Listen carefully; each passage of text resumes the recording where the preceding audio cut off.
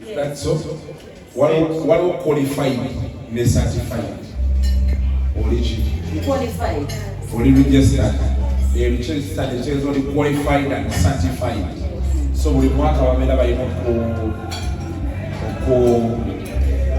ku registering data. Okay. So twaka tukwana tuyambe.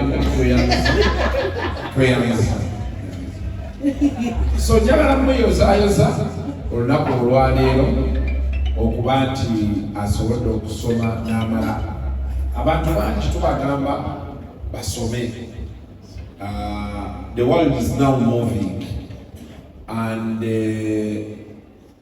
omuntu nga tosomye kugenda wala kwali abasoma ne bakomaawo naye bwe batusomye genda wala challenges zogenda osisinkana nyingi. Of course people say emirimu tegirabika n'ebisigadde bingi nnyo naye buli wobeera ng'olina ekipapula kyo kati ng'ono ali mu space yaffe tuli mu bantu so otomanya oli ayizola vidiyo eno naga akasuku namukwano gwo waliwo eddwaliro liryawo when I graduated with the Namara community psychology nina eddwaliro liryawo lyambita lyandaba bino byetuliko ne bagamba nti ejjangu tulabe nengenda sirudde mapa akasente nga kawera ebiseera bwe baali banjagala full time naye nga sisobola full time kati nkola nabo part time nkola therapy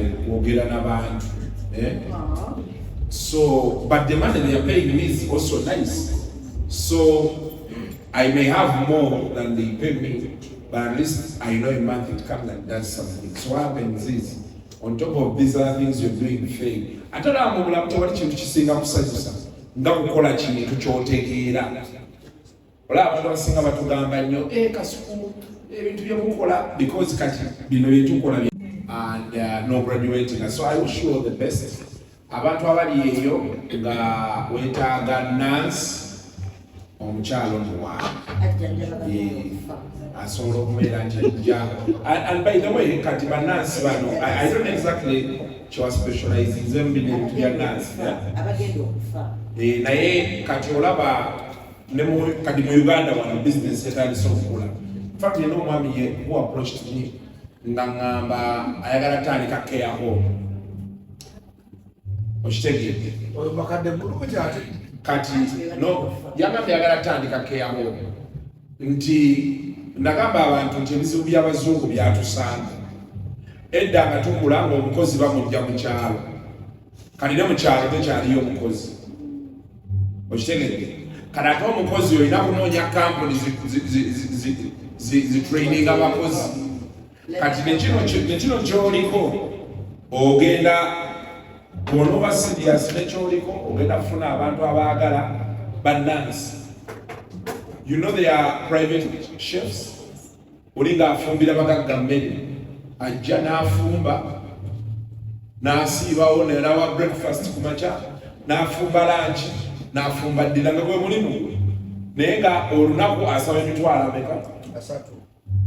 3. Kale 3 oba 5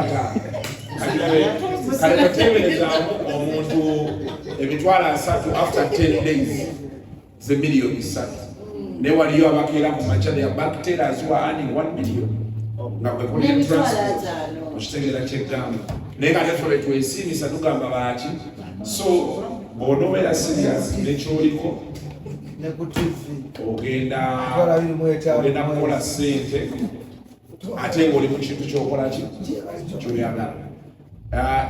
You should also think of self-employment because now it's the way to go. Naye tokipapira abantu abasinga banguye nnyo okugenda mu semanyi self-employment yange abagyogerako oli agyogerako wano nti ngenda kukola care home or until when you get your first client and the reviews are not good okitegeeti okipika noga ngenda kukola care home n'otukalaba nti wayi tulinayo wano jajja waffe nobalambuza wogenda oteeka jjajja waabwe nibagamba tonnaba kwetegeka n'owulira obulumi wekitegeera. So kati kyekiri awo, kati nkwagaliza birungi byerere ekintu okikube okyongereyo mukantu asigale mukantu bakiba kikola asigalemu onootujjanja so yeyo embeera eriwo. Congratulations, webale kusoma. Nze sigenda kubeera nga apostle big size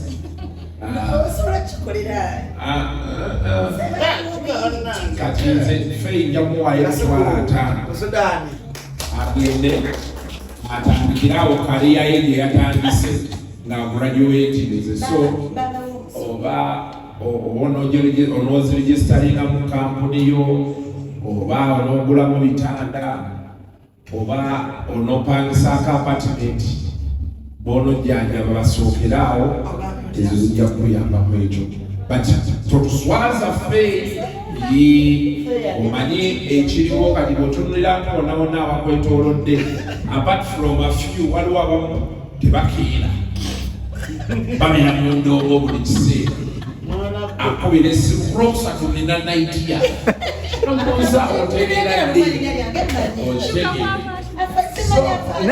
okitegeera bakwano baffe abamu nga bo batusala yafule aweya tebakeera lwe bakedde bawulira meeting ti bw'otojja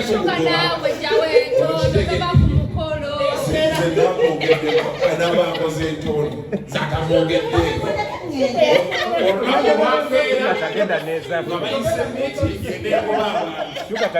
meeting enegoba abantu akeera mu maadi naye kitali ekyo tebagira. So tuyambe. You make us proud. No, and by the way, when I say but when I say make us proud, there are so many young girls out there that need motivation, that need to be close to people like us, the way you are, and they are not having these opportunities. Exactly. So, njagala okola baffe in the next 5 years, nga you've evolved. Njagala musange nga ebintu byokola oba kitegeera, it's the only way tugenda ogenda mu maaso. Njagala nnyo mubeera ne bakyali bange nga bagenda mu maaso, era ekisinza okungoba ku bantu emirundi egisinga kwe kulaba omuntu wamulaba buli omwaka ali bwati buno omwaka okitegeera, kuba ne bana abali mu bidongo nabo balaba atandika yali ahostinga Kireka, kati ogenda owulira ahostinga Munyonyo Kololo oba kitegeera. So twagala okuddamu okulaba after 5 years nga you have, I want you to think of progress, listen. Like the apostle has said, monetize your job, find a way. Kyabala nze nkuwadde ataano bali, njagala ogwongereko mu z'olina omulimu gw'ogukola eki monetize. So thank you very much. I want you guys to help me. Summit here for Tuesday. If anyone here are in the digital world, 25th to 27th, Vina Middle East Africa Digital Summit. I'm the host, together with the Minister of ICT, the President is the guest of honor. Jagala Montere, you pass on. Olo Montera Yakandwa. Mwana follow. Monterio, there are some flyers online already. On Twitter, there's some flyers. Look for me, and if you are in the digital space, just get in touch with me. It's only by invitation. Invitations are full. But if you get in touch with me, you can get that invitation. We are having actually 3 CEOs already confirmed to come. Our Supermicro, our Terabyte, Nova CS. So it's a great time. You're going to have time to interact with some of the great CEOs in the world. So Monterayo. Kasuku mwana Monterayo, Black Sugar Terayo.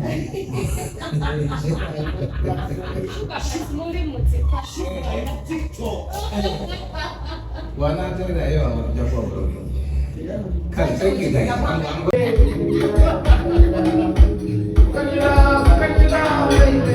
you.